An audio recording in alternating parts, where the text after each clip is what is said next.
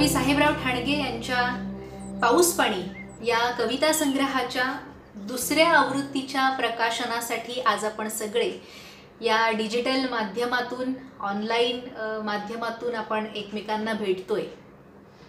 खरं तर पावसा पाण्याचे दिवस असले की बाहेर जाऊ नये असं म्हटलं जातं आणि ते त्यावेळी बरंही वाटतं, पण असा पावसाचा सगळा काळ असताना श्रावणसरी बाहेर आहेत आणि या सगळ्या आल्हाददायी वातावरणात पाऊस पाणीसारख्या कविता संग्रहाचं प्रकाशन आपल्याला घरी बसून अनुभवावं लागतंय हे थोडंसं रुचत नाही।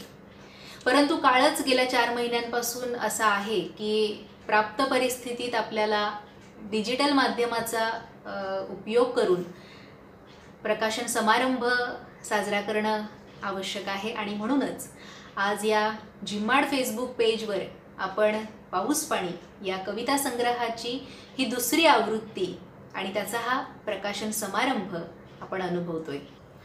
पाऊस पाणी या कविता संग्रहाच्या दुसऱ्या आवृत्तीच्या प्रकाशनासाठी कवी साहेबराव ठाणगे आणि संवेदना प्रकाशनचे प्रकाशक नितीन हिरवे यांनी डिजिटल मंच म्हणून झिम्माड काव्य समूहाच्या पेजची निवड केली। याबद्दल सर्वप्रथम मी झिम्माड काव्य समूहाच्या सर्व सदस्यांच्या वतीने आणि महाराष्ट्र कला साहित्य रसिक संस्थेच्या वतीने आपण दोघांचेही मनापासून ऋण व्यक्त करते। पाऊस पाणी या कविता संग्रहाच्या प्रकाशनासाठी उपस्थित असणारे सर्व मान्यवर, अर्थात ज्यांच्या हस्ते या दुसऱ्या आवृत्तीचं प्रकाशन आज होणार आहे, ते मराठीतले ज्येष्ठ कवी आदरणीय अशोक बागवे सर कार्यक्रमात उपस्थित आहेत। मी त्यांचे मनापासून स्वागत करते।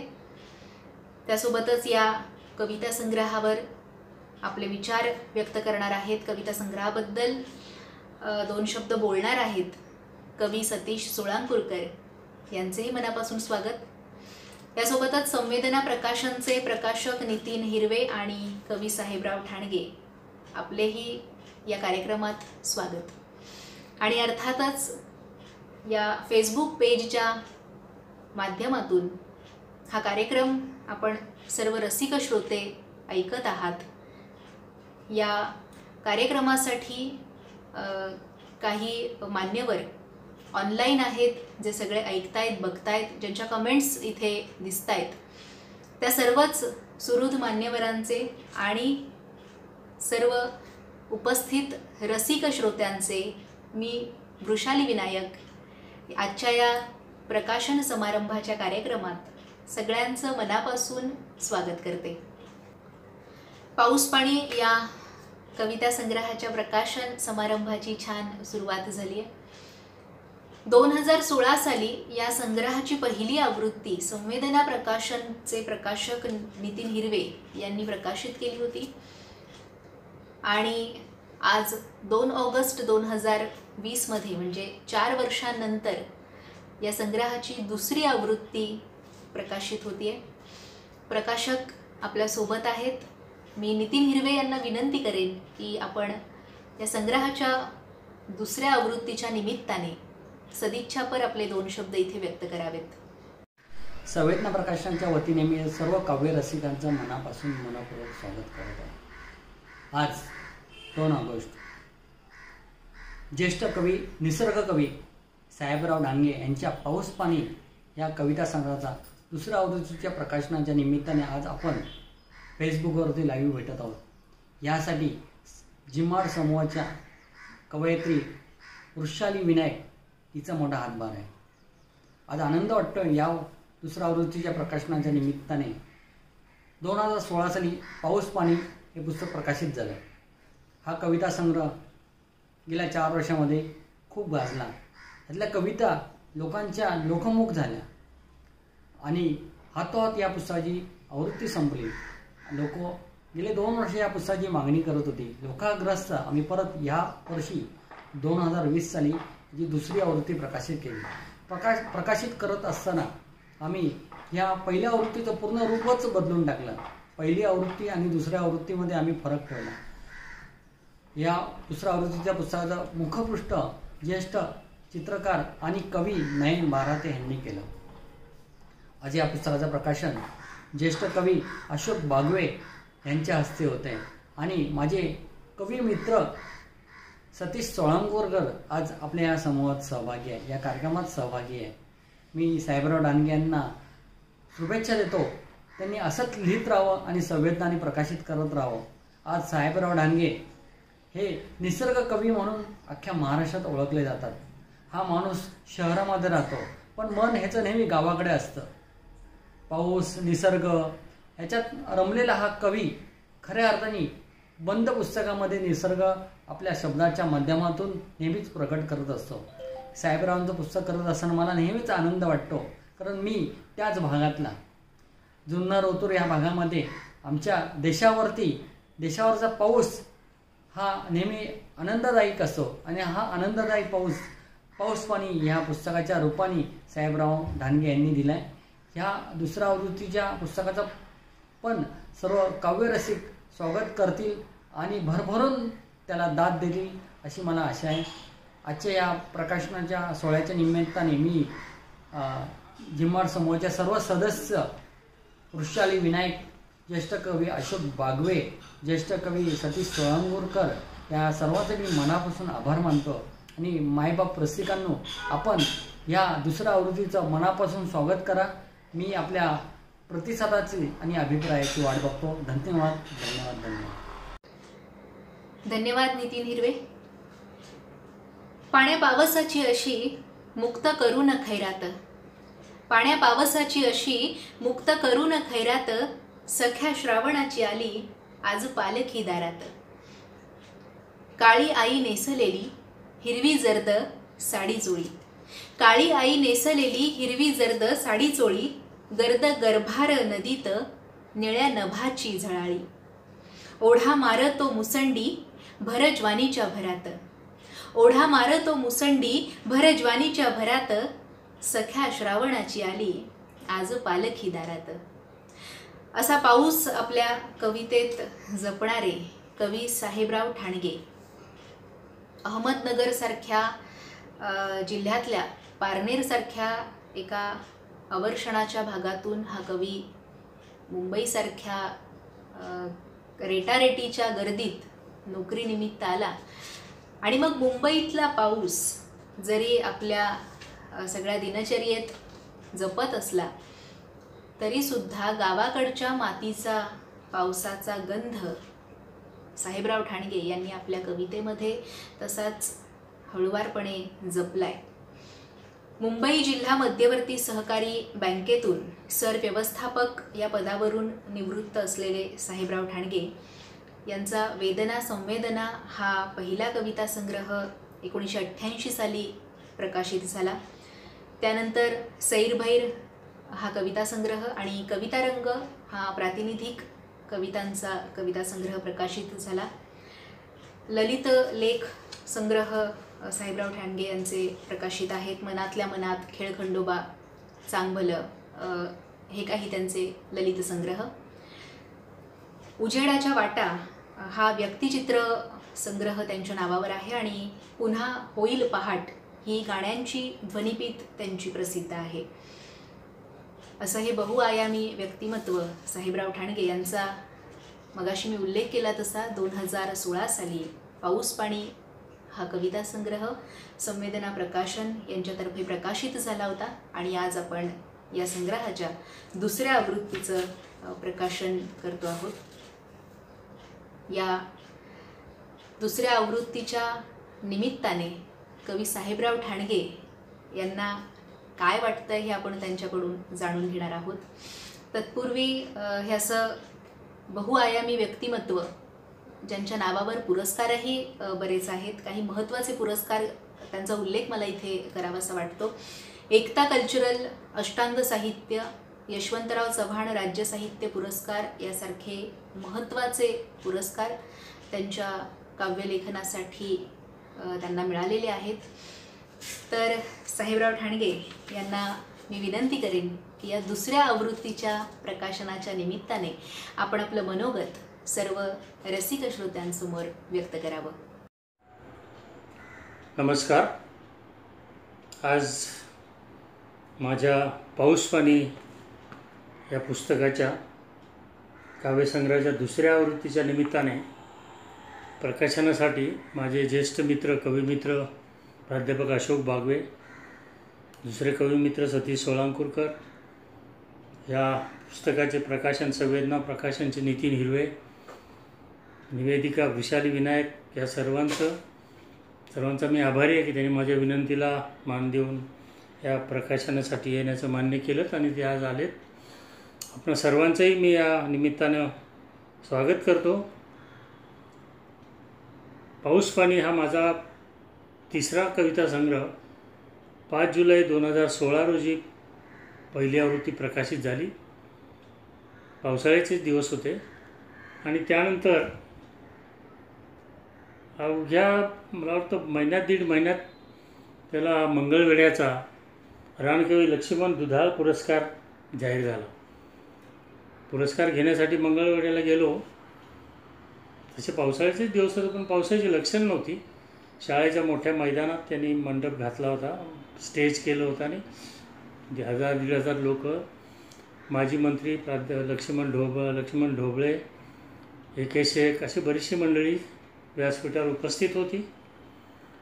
प्रकाश रात्री संध्याकाळची वेळ होती, लाईटचा झगझगाट, रोषणाई भरपूर केली होती आणि प्रकाशन झालं आणि मला बोलायला विनंती करण्यात आली. मी उठलो, सर्वांचे आभार मानले, स्वागत केलं, थोडं बोललो आणि जेमतेम एकच कविता, साधारण एक कडवं म्हटलं की आले आभाळ भरून गच्च गढूळं गाभोळं, आलं आभाळ भरून गच्च गढूळं गाभोळं, आंबा तोऱ्यात डोलतो उगा नाचते बाबोळं, पान वाऱ्याचा धिंगाणा पाला पाचोळा घेऊन, पान वाऱ्याचा धिंगाणा पाला पाचोळा घेऊन, आला आला म्हणताना भिडे अंगाशी येऊन, एवढे पोळ म्हणतोय तोच धार धार धार पावसाने आमच्यावर झडप घातली. एकाएकी विजेचा कडकडाट आणि मुसळधार पाऊस सुरू झाला. 2 मिनिटात लाईट पण गेले, सगळे अंधार डुबूक झाला. फक्त तुमच्या मोबाईलचे काजवे चमकायला लागले. कोणाला काही सूचना असं झालं. माणसं उठून, प्रेक्षक सगळे इकडं तिकडं पडवीत कुठंतरी शाळेत बिळेत पळाले. आम्ही जरा वेळ वाट पाहिली आणि आम्ही आसऱ्याला निवाऱ्याला गेलो आणि मग तिथं चर्चा सगळी सुरू. पाऊस पाणीच्या पुरस्काराला पाऊस आला अशा गोष्टी सुरू झाल्या. ह्या प्रसंगानंतर मला हे गंमत वाटली की नेमका पुन्हा त्याची दुसरी आवृत्ती पाऊसपाणीची नेमकी पावसाळ्यातच येते. पावसाळा यावर्षी चांगला आहे आणि पाऊस म्हटलं की मी ज्या प्रदेशातून आलो, विशेषतः करंदी छोट्याचं गाव, पारनेर तालुक्यातलं, नगर जिल्ह्यातलं, दुष्काळी आमचा भाग आहे. तसा पर्जन्य छायाखालचा. कधीतरी 4-5 वर्षातून बरा पाऊस पडतो, बऱ्याच वेळा नसतोच. यावर्षी बरा पाऊस झाला म्हणतात. त्यामुळे पावसाचं आम्हाला जास्त आकर्षण. म्हणजे कोकणात जेवढा पाऊस पडतो त्याच्यापेक्षा आमच्याकडे खूप कमी पडतो, किंबहुना नाहीच पडत. त्यामुळे पावसाचं आकर्षण आणि त्यामुळे पावसाची गाणी, पावसाच्या कविता जास्त लिहिल्यात आणि हे पूर्ण पुस्तक कवितेचं पाऊस या विषयाचं आशयाचंच आहे आणि हे रसिकांनी याला खूप चांगला प्रतिसाद दिला, त्यांचा मी आभारी आहे. आणि दुसरी आवृत्ती प्रकाशन करताना मला खूप आनंद होतो आहे.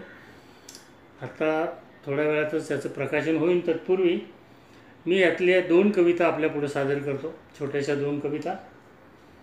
ती बघा, उन्हाळ्यात साधारण चैत्रात वगैरे जरा लग्न वगैरे होतात आणि हळदीच्या अंगानं ती नांदायला जाते सासरी. नवं गाव, नवी माणसं, सगळंच नवं तिथं. वरचं आभाळसुद्धा नवं आणि मग त्या नव्या आभाळात नवे ढग जमून येतात आणि एकदम पाऊस येतो. आणि त्या नव्या गावातला तो नवा पाऊस ती कसा स्वीकारते, कसा पाहते. आपण सगळेजण पाऊस पाहतो, किंबहुना आपण वय आपलं इतके पावसाळे पाहिलेत असं मोजतो आपण. मी 50 पावसाळे पाहिले, 60 पावसाळे पाहिले. पण नेमकं आपण पावसाकडे पाहतो का? पावसाचे प्रहर पाहतो का? सकाळचा पाऊस वेगळा, दुपारचा वेगळा, संध्याकाळचा वेगळा. त्यामुळे हे पहिल्या कवितेचं नाव माझं प्रहर पावसाचे असं आहे. बघा की पाऊस पहाटेचा अलगद कानावर, पाऊस पहाटेचा अलगद कानावर हळुवार मनावर, पाऊस पहाटेचा अलगद कानावर हळुवार मनावर, गोड गुलाबी मिठीत झुंजूमुंजू भानावर. पाऊस सकाळचा धुक्यात चुरगळलेला, दवात विरघळलेला. पाऊस सकाळचा धुक्यात चुरगळलेला, दवात विरघळलेला आणि पूर्वेकडील प्रकाशाच्या प्रेमात बारगळलेला. पाऊस दुपारचा. पाऊस दुपारचा गूढ हालचालीचा, राक्षसी बोलीचा. पाऊस दुपारचा गूढ हालचालीचा, राक्षसी बोलीचा आणि राजरोज दरोड्याच्या पुरुषी चालीचा. पाऊस सांजेचा. पाऊस सांजेचा तट्ट्याच्या गाडीचा, घरच्या ओढीचा. पाऊस सांजेचा तट्ट्याच्या गाडीचा, घरचा ओढीचा आणि दाराशी तिष्ठणाऱ्या सैरभैर वेडीचा. दाराशी तिष्ठणाऱ्या सैरभैर वेडीचा. आणि पाऊस रात्रीचा. पाऊस रात्रीचा काळोखात विझलेला, उष्ण ओला रिझलेला. पाऊस रात्रीचा काळोखात विझलेला, उष्ण ओला रिझलेला आणि माहेरच्या आठवणीत नखशिकांत भिजलेला. माहेरच्या आठवणीत नखशिकांत भिजलेला. आणि पाऊस स्वप्नातला पापणीआड पाहिलेला. पाऊस स्वप्नातला पापणीआड पाहिलेला, अंगोपांगी वाहिलेला. पाऊस स्वप्नातला पापणीआड पाहिलेला, अंगोपांगी वाहिलेला आणि चिंब चिंब भिजूनही कोरडाच राहिलेला. चिंब चिंब भिजूनही कोरडाच राहिलेला. अशी ही प्रहर पावसाची ही कविता. आणि आणखी या संग्रहातलीच एक कविता मी आपल्यापुढे सादर करतो. या आधीच्या कवितेत एक उल्लेख आला की दुपारचा पाऊस. पाऊस दुपारचा गूढ हालचालीचा, राक्षसी बोलीचा आणि राजरोज दरोड्याच्या पुरुषी चालीचा. आता पुरुषी चालीचा काय पाऊस असतो तो आपण बघूया. पाऊस पुरुषी चालीचा. की डोंगराच्या डोक्यावर कसा नाचतो पाऊस. डोंगराच्या डोक्यावर कसा नाचतो पाऊस. नदीमध्ये नागव्यानं कसा हसतो पाऊस. डोंगराच्या डोक्यावर कसा नाचतो पाऊस. वेड उन्हाळ वासरू बागडत रानो माळ. वेड उन्हाळ वासरू बागडत रानो माळ. घुंगराच्या तालावर कसा वाजतो पाऊस. डोंगराच्या डोक्यावर कसा नाचतो पाऊस. भयभीत ओली चिंब श्वास टाकते धरणी. भयभीत ओली चिंब श्वास टाकते धरणी. आडराणी एकटीला कसा गाठतो पाऊस. डोंगराच्या डोक्यावर कसा नाचतो पाऊस. भिजवून कातळाला लोळवून गवताला. भिजवून कातळाला लोळवून गवताला. कड्यावरून दरीत कड्यावरून दरीत उडी टाकतो पाऊस. डोंगराच्या डोक्यावर कसा नाचतो पाऊस. ओल्या काळ्या काळोखात बेडकांची बडबड. ओल्या काळ्या काळोखात बेडकांची बडबड.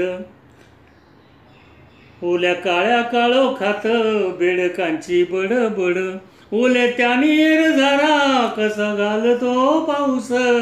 डोंगराच्या डोक्यावर कसा नाचतो पाऊस. झोंबा झोंबी अंगोपांगी. झोंबा झोंबी अंगोपांगी कोसळून झाल्यावर.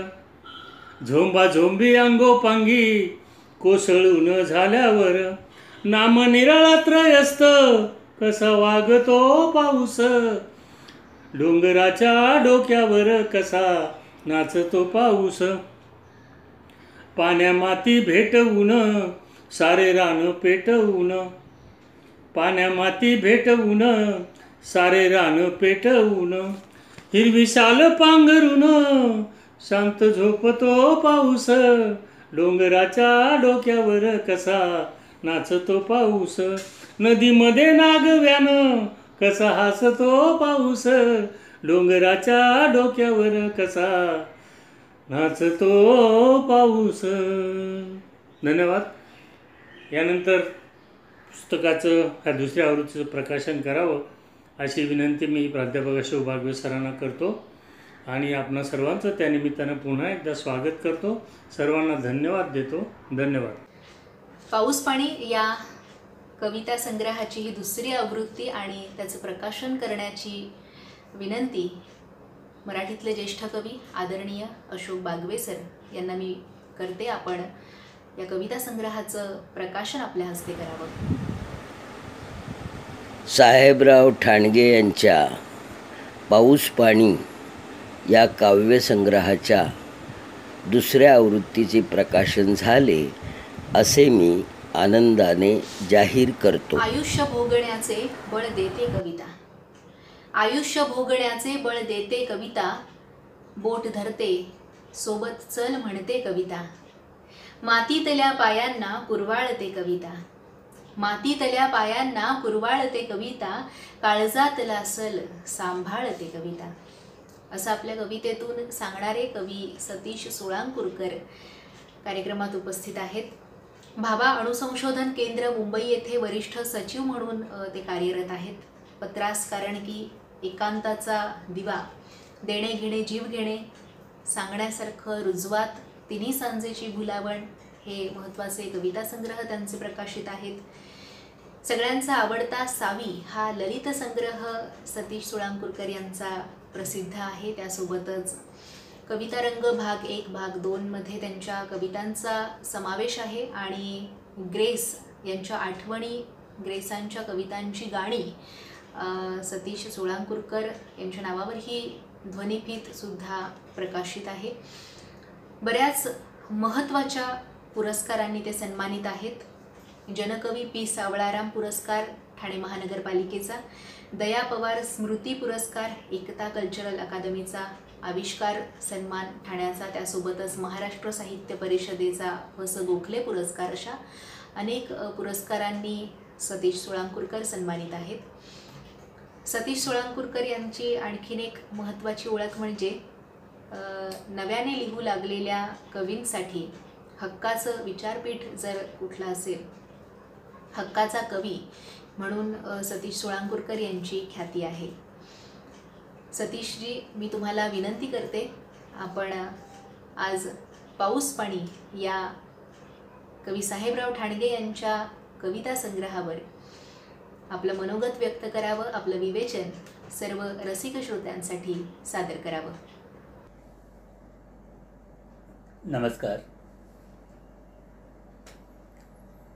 वृषालीने खूप छान ओळख करून दिली. खरं म्हटलं तर खूप सुंदर कार्यक्रम आहे हा.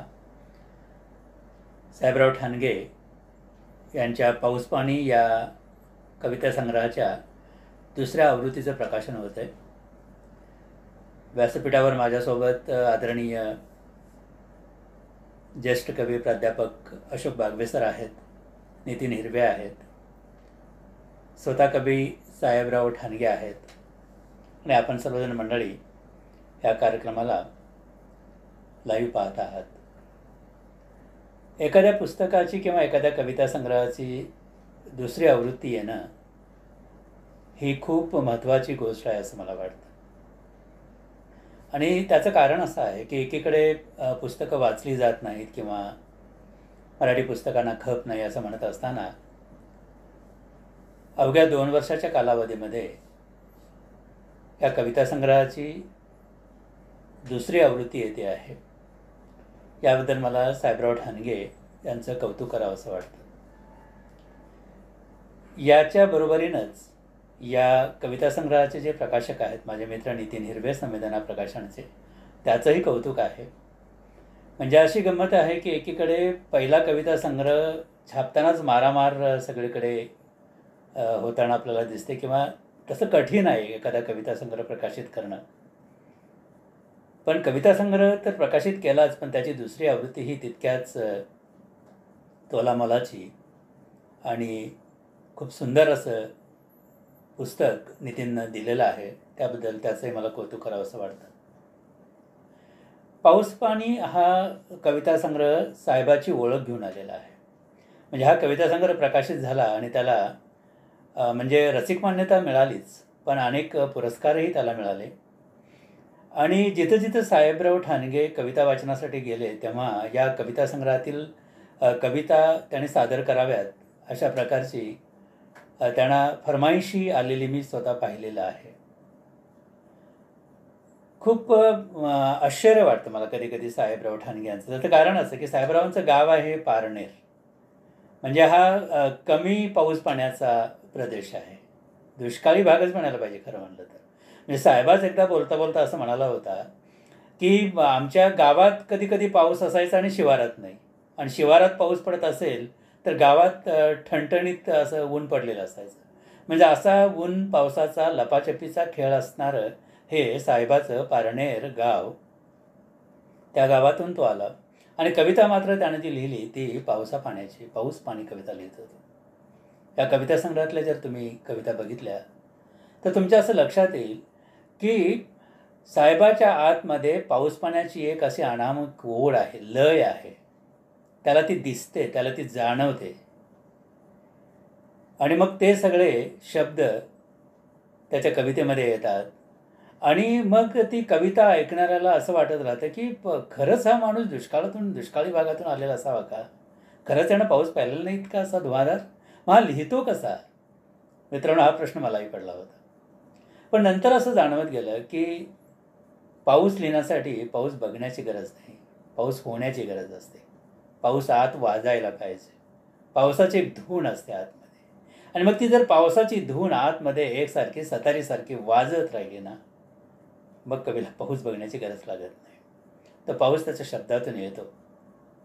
आणि मग तो सगळा पाऊस साहेबानं शब्दबद्ध केला आणि पाऊस पाणी हा संग्रह त्यानं आपल्यासाठी दिलेला आहे. आज खूप आनंदाचा दिवस आहे हा. दुसरी आवृत्ती आपल्यासमोर सादर करताना आम्हा सर्वांना आनंद होतो आहे. बागवे सरांनी अतिशय सुंदर विस्तृत अशी प्रस्तावना या कविता संग्रहासाठी लिहिलेली आहे. हा या कविता संग्रहाचा विशेष आहे असं मला वाटतं. कारण कविता जितकी तोलामोलाची तितकंच त्याचं जर मूल्यमापन चांगल्या प्रकारे झालं, आणि ते बागवे सरांच्या सारख्या ज्यांनी पावसाच्या अगणित कविता लिहिल्या, नव्हे मराठीतला खऱ्या अर्थानं पाऊस ज्यांनी कोणी जर मराठी कवितेत आणला असेल तर बागवे सरांनी आणला असं म्हणतात, त्या कवीनं या कविता संग्रहासाठी प्रस्तावना लिहायची एक मोठी गोष्ट आहे असं मला वाटतं. आणि हा सगळा शुभशकून जमून आलेला आहे या कविता संग्रहाच्या निमित्तानं. आणि एक सुंदर कविता संग्रह आपल्यासाठी परत एकदा नव्या रूपामध्ये समोर येतो आहे. मला वाटतं त्याचं आपण सर्वांनी स्वागत करायला पाहिजे. साहेबरावांची जी कविता आहे ती भातीची म्हणण्यापेक्षा म्हणजे मातीतली आणि शेती भातीची किंवा माती भातीची अशी कविता म्हणता येणं शक्य आहे. तो राहिला मुंबईत ही गोष्ट खरी आहे. तो नोकरी केली, भाकरीसाठी इथे आला, पण त्याचे पाय मात्र गावात नेहमी अडकलेले राहिले. आणि म्हणून त्याच्या कवितांना त्या सगळ्या गावच्या मातीचा आजही वास येतो, तो जाणवत राहतो. आणि म्हणून साहेब जेव्हा एखादी कविता सादर करतो तेव्हा त्याच्या आवाजाबरोबरच त्याची ती अनोखी शब्दकळा रसिक मनाची पकड घेते. ही कविता आपल्याला ऐकावीशी वाटते, ऐकत राहावीशी वाटते. मला वाटतं यातच साहेबाच्या सगळ्या लेखनशैलीची गंमत दडलेली आहे.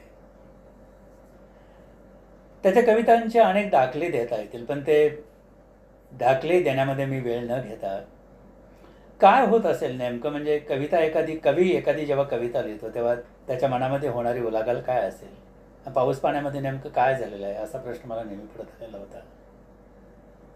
तेव्हा मला असं जाणवत आलं की आपण कधीही न पाहिलेला पाऊस, म्हणजे एखादी गोष्ट आपल्याला हवीहवीशी वाटते आणि ते आपल्याला मिळत नाही, त्याची आपल्याला ओढ असते खरं म्हटलं तर. म्हणजे एखादी गोष्ट जर आतून आपण एखाद्या असं म्हटलं जातं की अगदी मनापासून एखादी या गोष्टीची जर आपण इच्छा केली, आतून त्या गोष्टीचा पाठपुरावा आपण जर करत राहिलो तर ती गोष्ट आपल्यासमोर येते. कोणत्या ना कोणत्या रूपात ती आपल्याला तिचा अनुभव देऊन जाते असं मला वाटतं, असं म्हणतात. आणि ते खरंही आहे. मला वाटतं साहेबाचं नेमकं तसंच झालेलं आहे. दुष्काळी भागातून आलेला हा आमचा कवी सतत पावसा पाण्याची स्वप्न बघत राहिला. त्याला धुवाधार पाऊस खुणावत राहिला असावा. नद्यांना आलेले पूर, खळखळ वाहणारे झरे, हिरव्यागार जंगलातून जेव्हा पाण्याची धून आणि पावसाचा तराना सुसाटत असतो ना, तेव्हा अंगावर शहारे आणणारा एक अनामिक तरंग आपल्याला एका वेगळ्या दुनियेत घेऊन जातो. तो सगळा अनुभव साहेबाला हवासा होता आणि त्याच्या आतून त्यासाठीचा सततचा कौल लावला जात असावा असं मला वाटतं. आणि त्याचं सगळं उत्तर, तो कौल, ते दान परमेश्वरानं त्याच्या झोळीत टाकलं आणि कवितेच्या रूपानं पाऊस साहेबाच्या कवितांमध्ये, त्याच्या शब्दांमध्ये वस्तीला आला असं मला वाटतं. एक 4 ओळीची त्याची साहेबाची कविता आहे. मी ती तुम्हाला मुद्दाम सांगतो त्याच्या 4 ओळी, म्हणजे तुम्हाला कळेल की तो या पाऊस पाण्याकडं, या पावसाच्या रूपाकडं, या पावसाचं जे दान आहे, हे जे देणं आहे, हा जो परमेश्वराचा कौल आहे, त्याच्याकडे साहेबा कसं बघतो हे तुम्हाला जाणवेल. बघा काय म्हणतो साहेबा. नको उपास तपास, नको पंढरीची वारी. नको उपास तपास, नको पंढरीची वारी. पाणी खेळता शिवारी, राणी पिकेल पंढरी. नको उपास तपास, नको पंढरीची वारी. पाणी खेळता शिवारी, राणी पिकेल पंढरी. पाणी मातीला भेटेल, कोंब वाजविल टाळी. पाणी मातीला भेटेल, कोंब वाजविल टाळी. तुझे दैव तुझ्या हाती, कारे शोधीसी आभाळी. कारे शोधीसी आभाळी. म्हणजे पाऊस पाण्याच्या शोधामध्ये किंवा देवाच्या भेटीसाठी पंढरीला जाण्याची गरज नाही आहे. ही पंढरी पावसा पाण्याच्या रूपानं शेतकऱ्याच्या शेतामध्ये येते, त्याच्या दारामध्ये येते. आणि ही गंगा जर आपल्याला ओंजळीमध्ये घेता आली तर माझे इथेच पंढरपूर, कशाला जाऊ मी दूर, असं म्हणून ती पंढरीची वारी शेतकरी आपल्या शेतामध्येच साजरी करू शकतो. त्या विठुरायाचं जे दर्शन आहे त्याला त्याच्या त्या शेतातून, त्याच्या त्या मातीतून, त्याच्या उभ्या डोलणाऱ्या पिकातून अगदी सहज होतं. इतकं साधं साहेबा सांगतो. आणि हे जे त्याचं जे साधं सांगणं आहे ना, हीच त्याची कवितेची खरी भाषा आहे असं मला वाटतं. या पुस्तकाला, या कविता संग्रहाला माझ्या खूप शुभेच्छा आहेत. माझी खात्री आहे की पहिली आवृत्ती ज्याप्रमाणे रसिकांच्या मनापर्यंत, त्यांच्या घरापर्यंत पोहोचली, तशीच ही दुसरी आवृत्तीसुद्धा रसिक मनाचा ठाव घेईल. आणि लवकरच तिसऱ्या आवृत्तीसाठी नितीन हिरवेला प्रयत्न करावे लागतील. साहेबा खूप वेगळी कविता लिहिते, मला त्याचं नेहमी कौतुक वाटतं. आणि साहेबा हा आमचा हुकमी एक्का आहे कार्यक्रमातला. म्हणजे जर साहेबा असेल एखाद्या कार्यक्रमामध्ये तर आम्ही निश्चिंत असतो. त्याचं कारण असं आहे की साहेबा उठून त्यानं जर आपला सूर लावला आणि गावाकडची कविता तो म्हणायला त्यानं सुरुवात केली तर रसिक मंत्रमुग्ध होऊन जातात. हा अनुभव मी अनेक वेळेला घेतलेला आहे. माझ्यानंतर बागवेसर बोलणार आहेतच. आणि त्यांना ऐकण्याची तुम्हाला जितकी ओढ आहे, तुम्हाला जितकी उत्सुकता आहे, तितकीच उत्सुकता मला आहे. या सगळ्या मान्यवरांचं मी परत एकदा आभार व्यक्त करतो. आपल्या सर्वांचं आभार व्यक्त करतो. एक कविता आहे साहेबाची, मला ती खूप आवडते. ती कविता आपल्यासमोर सादर करतो आणि मग मी थांबणार आहे. परत एकदा माझ्याकडून साहेबाच्या या पाऊस पाण्याला खूप खूप शुभेच्छा. खरं म्हटलं तर त्यानं जे मनोगतामध्ये फार सुंदर किस्सा सांगितलेला आहे की एका पुरस्कारासाठी तो गेलेला असताना त्यानं कविता म्हणायला सुरुवात केली आणि कधीही न येणारा पाऊस अचानक ढग दाटून आले आणि मुसळधार पाऊस तिकडं पडायला सुरुवात झाली. आणि साहेबा गमतीनं म्हणतो की माझा पुरस्कार पाऊस पाण्यामध्ये वाहून गेला म्हणून. म्हणजे एखाद्या कवीने पावसाची कविता म्हणायला सुरुवात करावी आणि पाऊस यावा, हा अनुभव साहेबांना घेतलेला आहे. तो अनुभव त्याची कविता आपल्याला देते. एक कविता मी आपल्यासमोर ठेवतो साहेबाची आणि मग मी आपला निरोप घेणार आहे. तुझ्या पावसाला अशी ही कविता आहे. बघा, फार सुंदर कविता आहे साहेबाची. काळ वेळ नाही तुझ्या पावसाला, काळ वेळ नाही तुझ्या पावसाला, तूच सांग बाई तुझ्या पावसाला. काळ वेळ नाही तुझ्या पावसाला, तूच सांग बाई तुझ्या पावसाला, कधी शांत रात्री भरे नीज नेत्री, कधी शांत रात्री भरे नीज नेत्री, आणि जाग येई तुझ्या पावसाला, आणि जाग येई तुझ्या पावसाला, कधी पाणवारा कधी वेगळा इशारा, कधी पाणवारा कधी वेगळा इशारा, भलतीच घाई तुझ्या पावसाला. एकटी घरात भीतीही उरात, एकटी घरात भीतीही उरात, पण लाज नाही तुझ्या पावसाला. अरे थांब येते, अरे थांब येते, तुला आत घेते, जरा धीर नाही तुझ्या पावसाला. मन ओढ घेई अंग पेटू पाही, काय करू बाई तुझ्या पावसाला. कशी थोपवू मी अशा वादळाला, कशी थोपवू मी अशा वादळाला, लपेटून घेई तुझ्या पावसाला.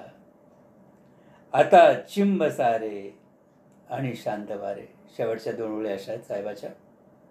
आता चिंब सारे आणि शांत वारे, समर्पित होई तुझ्या पावसाला, समर्पित होई तुझ्या पावसाला. साहेबा, तुझ्या या पाऊस पेण्यासाठी खूप खूप शुभेच्छा आणि आपल्या सर्वांचे आभार. धन्यवाद सर. पाऊस पाणी संग्रहाच्या 2ऱ्या आवृत्तीच्या प्रकाशनानिमित्ताने आज एक खास भेट आपल्यासाठी आहे. ज्येष्ठ नाट्य अभिनेते दिग्दर्शक प्रमोद पवार यांच्याकडून ही विशेष भेट आहे. पाऊस पाणी या संग्रहाचं ब्लर्ब, त्याचं वाचन प्रमोद पवार सर करणार आहेत. साहेबराव ठाणगे यांच्या कवितेवरील प्रेमापोटी या ब्लर्बचं वाचन आणि सदिच्छा प्रमोद पवार आज या प्रकाशन समारंभात देत आहेत.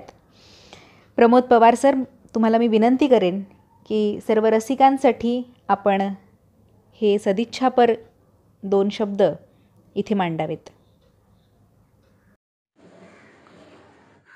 पर्जन्य छायेखालच्या अवर्षणाच्या प्रदेशातून साहेबराव अतिझडीच्या इलाख्यात पोटापाण्यासाठी आले खरे, पण उरात गावाकडच्या पावसाच्या ओल्या जखमा घेऊनच ते अवतरले. तो ठसठसणारा काळजात जपलेला मातीचा वास शब्दांचा ध्यास होऊन उतरला. पाऊसपाणी या संग्रहातील बहुतेक कवितांना अश्रूंनी भिजलेले ओसाडपणाचे संदर्भ आहेत. साहेबरावांची कविता उघड्या रानातल्या चिंब घनांची बोली नाही, ती आतल्या आत सोसणारी अबोली आहे. ती धुंद आसक्त नाही, ती विरागी निरासक्त आहे. तिच्यात मत्त पावसाचा गंध नाही, कढणारा आनंद आहे. पावसाची कविता ही वेगळी अनोखी यासाठी ठरते की तिच्या शृंगारात करुणा आहे, तिच्या विरहात साधना आहे आणि तिच्या आनंदात सांत्वना आहे. साहेबराव ठाणगे यांच्या कवितांना गावच्या मातीचा गंध आहे, तो तिचा श्वास आहे. अशोक बागवे, पाऊस पाणी.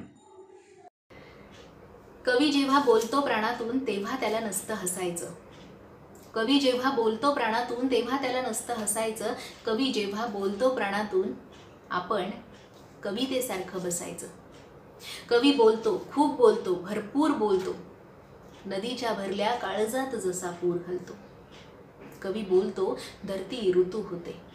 कवी बोलतो, धरती ऋतू होते. कवी तोलतो, आकाश उतू जाते. कवी जेव्हा बोलतो ना फुलांबद्दल फूल होऊन, कवी जेव्हा बोलतो ना फुलांबद्दल फूल होऊन, ऐकायचं असतं आपण त्याच्या कडेवरचं मूल होऊन. कवी जेव्हा बोलतो प्राणातून तेव्हा त्याला नसतं हसायचं. कवी जेव्हा बोलतो प्राणातून आपण कवितेसारखं बसायचं. ज्येष्ठ कवी अशोक बागवे बोलायला लागले की सर्व रसिक श्रोत्यांची कवितेसारखी अवस्था होऊन जाते. बागवे सरांचं विवेचन ऐकणं ही महाराष्ट्रातल्या सर्वच काव्य साहित्य रसिकांसाठी मोठी पर्वणी असते. आलम हा अशोक बागवे यांचा पहिला कविता संग्रह 80च्या दशकापासून त्यांचे काव्यलेखन सुरू आहे आणि आज समकाळात सुद्धा काव्यलेखनाचा हा झरा अखंडपणे वाहत आहे. कविता, कथा, कादंबरी, ललितलेख, समीक्षा, नाटक अशा सर्वच साहित्य प्रकारांना अशोक बागवे यांनी स्पर्श केला आहे. जवळपास 35 कविता संग्रह त्यांचे प्रकाशित आहेत आणि या पुढच्या काळातही काही संग्रह प्रकाशनाच्या वाटेवर आहेत. बागवे सरांच्या पुरस्कारांबद्दल सांगणं म्हणजे महाराष्ट्रातले सर्वच साहित्य क्षेत्रासाठीचे महत्त्वाचे पुरस्कार त्यांच्या नावावर आहेत. या पुरस्कारांनी ते सन्मानित आहेत. बागवे सरांना ऐकणं ही सर्वच आज उपस्थित असलेल्या ऑनलाईन सर्वच रसिक श्रोत्यांसाठी फार आनंदाची गोष्ट आहे आणि म्हणूनच मी फार वेळ न घेता अशोक बागवे यांना विनंती करते, आपण पाऊस पाणी या कविता संग्रहावर आपले विचार इथे मांडावेत. नमस्कार, मी अशोक बागवे. आज विशेष सांगायचं म्हणजे मराठी कवितेतला एक सशक्त कवी, माझा मित्र, समकालीन वेगळा ठसा निर्माण करणारे साहेबराव ठाणगे यांच्या पाऊस पाणी या संग्रहाची द्वितीय आवृत्ती, दुसरी आवृत्ती आज प्रकाशित होते आहे. याचा आम्हा सगळ्या कविकुलाला आनंद आहे. नितीन हिरवे यांच्या संवेदना प्रकाशनाने हे पुस्तक 4 वर्षापूर्वी काढलं होतं आणि आज त्याची दुसरी आवृत्ती आपण प्रकाशित करत आहोत. खरं म्हणजे या सगळ्या काळामध्ये, या भीतीमय वातावरणामध्ये कलाच आत्मबळ देऊ शकतं हे जाणून आपल्याकडे खूप कार्यक्रम ऑनलाईन होत आहेत. हे प्रकाशनसुद्धा ऑनलाईन आहे आणि हे प्रकाशन माझ्या हस्ते होतं आहे.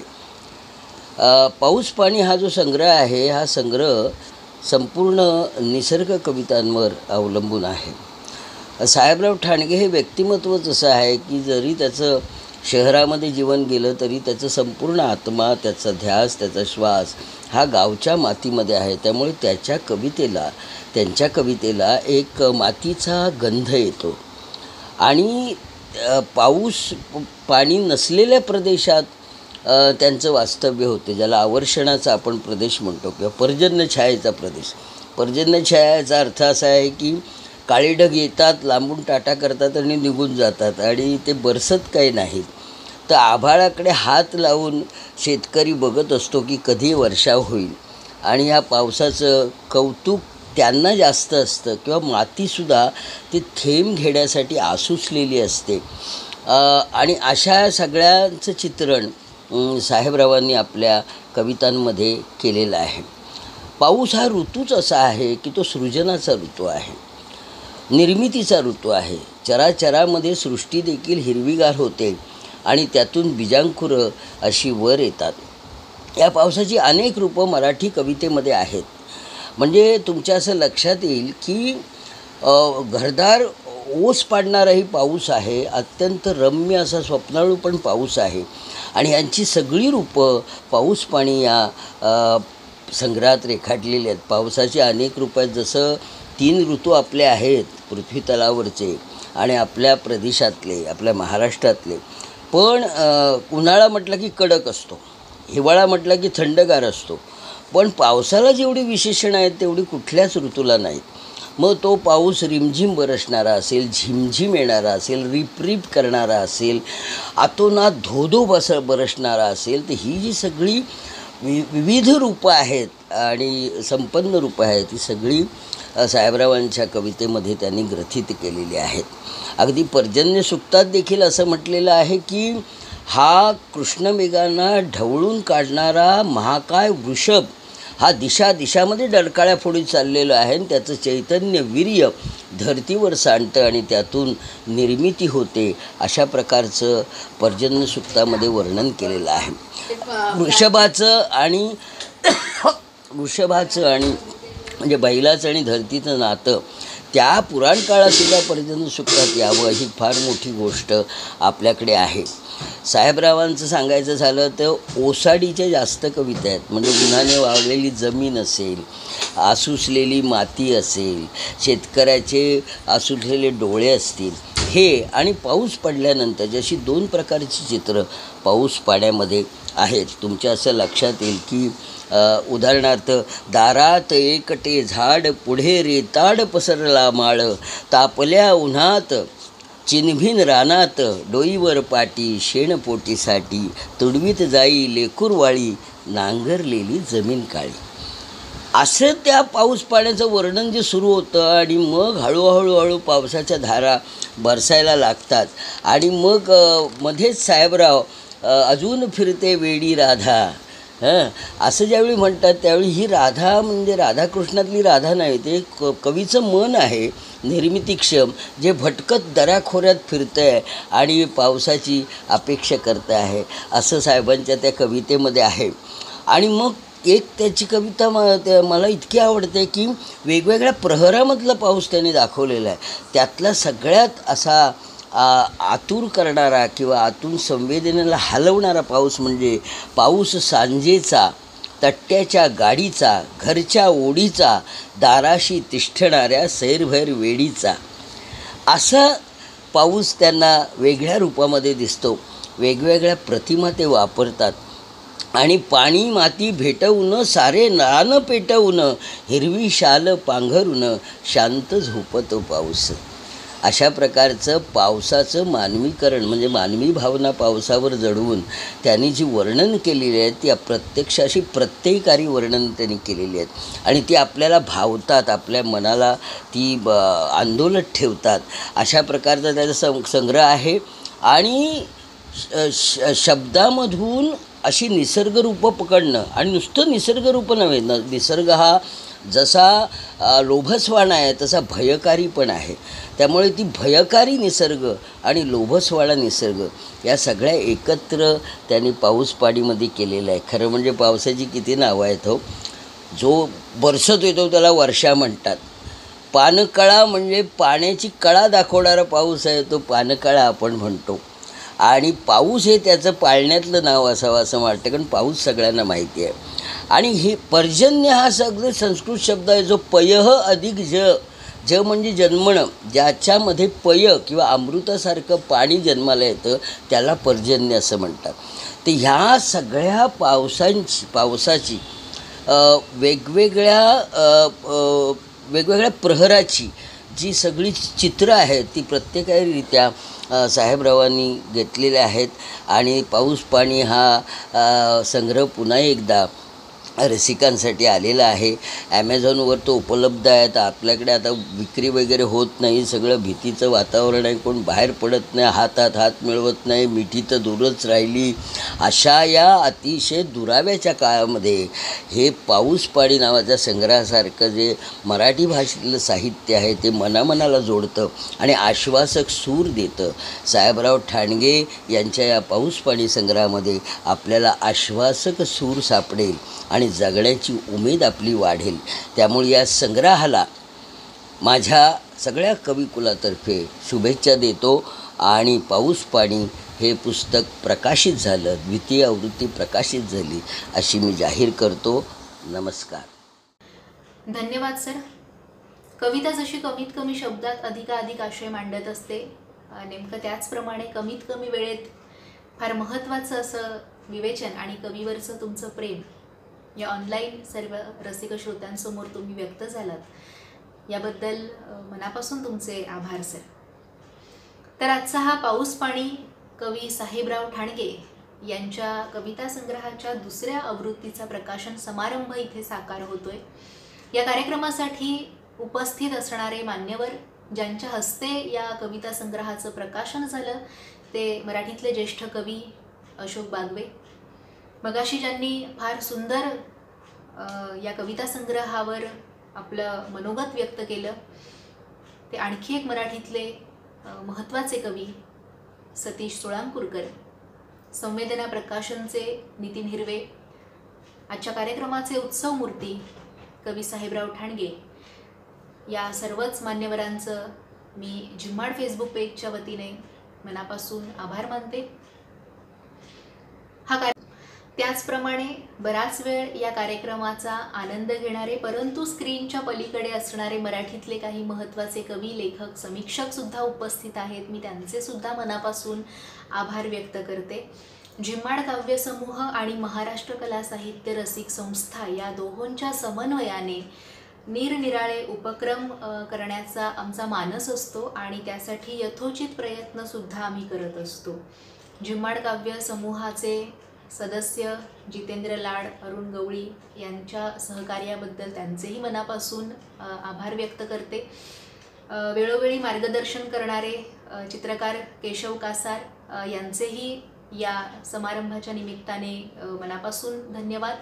आणि पुन्हा हे सर्व उपक्रम ज्या छत्राखाली केले जातात ती कायद्याने वागा लोक चळवळ आणि ज्यांचा चेहरा या संपूर्ण उपक्रमांमध्ये नसतो परंतु जे आधारभूत आहेत असे संस्थेचे अध्यक्ष राज असरोंडकर यांचे या निमित्ताने मी आभार मानते. आणि अर्थातच सर्व रसिक श्रोते ज्यांच्यामुळे खरं तर कार्यक्रम इतका छान रंगू शकतो, इतका छान होऊ शकतो. प्रत्यक्षात जरी तुम्ही मला दिसत नसलात तरीसुद्धा काही कमेंट्सच्या रूपात किंवा तुमची उपस्थिती ही मी ग्राह्यच धरलेली आहे. आम्ही सगळ्यांनीच तुमची उपस्थिती ग्राह्य धरली आहे आणि म्हणूनच हा कार्यक्रम इतका छान रंगवता आला, इतका छान रंगला. तर तुम्हा सर्व रसिक श्रोत्यांचे सुद्धा मी वृषाली विनायक मनापासून धन्यवाद देते. आजचा हा कार्यक्रम फार सुंदर साकार झाला याचं श्रेय खरं तर तुमच्या उपस्थितीत आहे. कार्यक्रम संपला असं मी जाहीर करते. धन्यवाद.